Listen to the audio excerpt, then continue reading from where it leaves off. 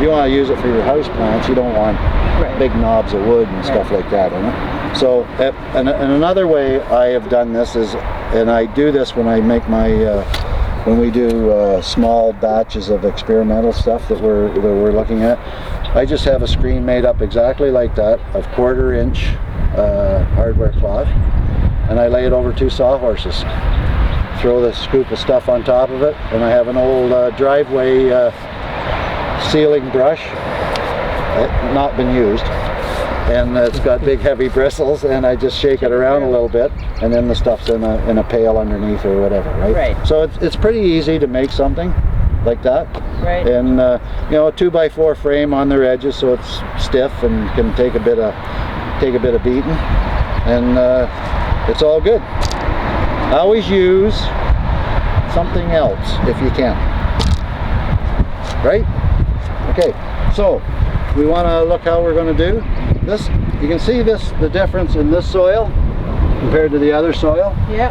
This one has not been treated with compost, but we're going to treat it with compost this year. There's a friend of ours right there, Spider. That's another guy that belongs in the garden. That's a good bug. That's a good one. Spiders are killers. Kill the bad stuff. Anyway, you can see this soil is very light. There's not much tilth to it. Right. No texture. It's loose.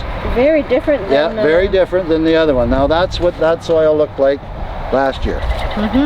So we're going to amend this. Okay. So this is a raised bed, and we're going to say it's 1 foot high. Okay. So, and it's 2 feet wide and 4 feet wide. So how many square feet's that, Joan? I was looking at the soil. How many? 8 square feet. So we're going to say it's 8 cubic feet, right? Okay. So that's how we're going to figure this out, because most of your growing takes place in the top foot of your soil. So that's what I use when I'm figuring out how much compost to use. Okay. I take that square footage, it turns into cubic feet. So there's 27 cubic feet in a cubic yard, right? Okay. So that's how you figure it out how much you need. Okay. So I'm 8 cubic feet is like 1/3, so we're going to go in this. We'll just throw that on. That's because that stuff is that light, and there is absolutely no organic matter in that soil. Did you notice that, Joan? It's just dust. Yep. Right? I'm going to put about 5 good shovelfuls of compost in that to start with, and it's going to move it around. And you use a spade, not a fork. I use it, well, I'm a big fan of the shovel, Joan. Okay. It's a multi-purpose tool for me. I actually even sharpen the edge of my shovel because I use it as a weed cutter. Right. So anyway, and then we're just going to dig this. I'm going to turn it over.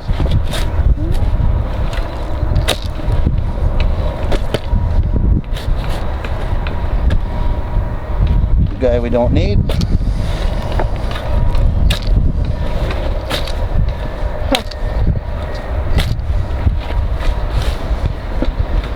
Should be using your shovel properly, not like I was doing.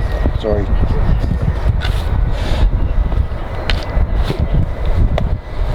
Use a shovel just like any other piece of sports equipment. Use your body weight. So this is the proper use of a shovel for the garden. Yeah, when you're shovel, if you're right-handed. Yeah. You plant your right foot, okay, and then you just transfer your weight so you're using your whole body and not your leg. Right. Because if you dig in a large garden just using your leg, yeah, after about 15 minutes your knee feels like it's about that big, you know. Right. So proper use of your tools is... And you're not going to get injured. You won't get injured, you won't pull any muscles, and you won't hurt your back.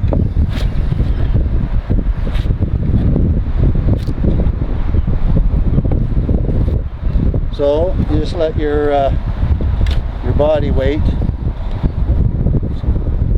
potting soil in there from somewhere.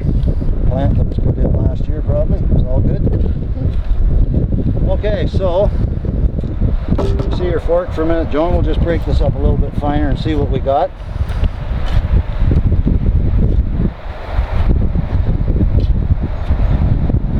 And when you break it up, it's because you want that good drainage for the Yeah, plant. well, we're right. Tilling your soil as little as possible is always best, but we're amending this to get to a certain point so we don't have to do too much of this stuff. Right. We've been doing quite a few experiments with no-till at the farm and having some really amazing results with it. So, Yeah. like with vegetables, just putting it in the ground, right? So That's what they say in permaculture, not to. yeah. So you can see the difference in that now. Wow. Wow. It's not nearly as light, and there's another thing that you have to remember about adding organic matter to your soil. Organic matter holds 6 times its own weight in water.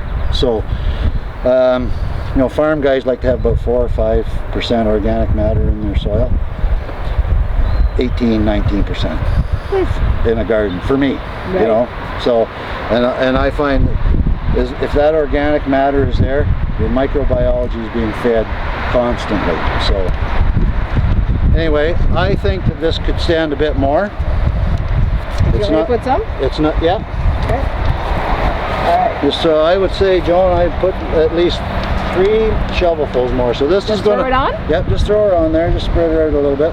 This is going to turn out to be 2 to 1 because this hasn't been amended. Okay. And then we're going to leave it like this for this year. And then again reassess next year. And then we'll reassess it in the fall. Have a look at it.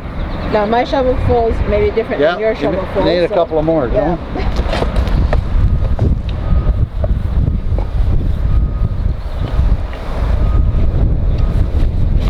This is, I really like this. This is playing into the dirt for good reasons. I love dirt, soil. Yeah, there's a difference between dirt and soil. Dirt is dead. Dirt is the stuff that comes in off the street on your shoes and your pant cuffs. There's absolutely nothing living in it. Yeah, that's why I always try to use the word soil is alive. That's right. That's why I corrected myself. That's looking better, Joan. Yeah. Give it a couple more. Hey, let me try this whole thing. Yep. Your foot. Plant your foot. Like this. Yeah. Hey. See how much easier that is than Wow. trying to push that with your